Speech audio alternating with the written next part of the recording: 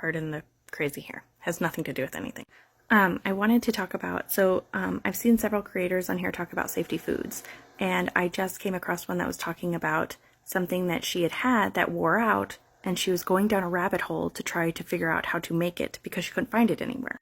And it triggered me to think, I know that I've done that. I have gone to the farthest reaches to try to recreate something because it was safe.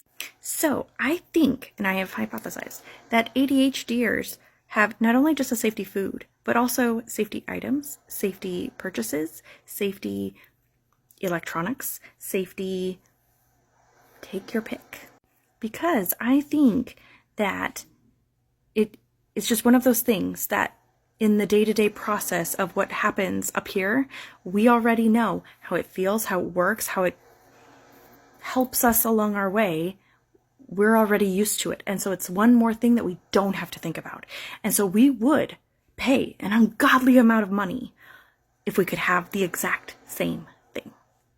Unfortunately, what ends up happening is that it's new. They make new things. They make them better. They make them different. They make them with new materials, whatever. And we hate it. We hate it. We hate it so much. So we try to create it. And then we get our superpower, which is our hyperfocus, involved in the process. And we go through, how can we make this? How can we make this more efficient for us?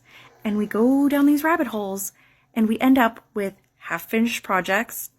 Now, not every half-finished ADHD project is a failed attempt at creating something that we once had. It's usually just a project that we found we might like. But every so often, it is in fact an issue of, I was creating this because I needed it, and I was used to having it, and then I couldn't figure out how to make it. Or I couldn't figure out how to add this little thing that would have always made it better. And now it's just unfinished in my closet.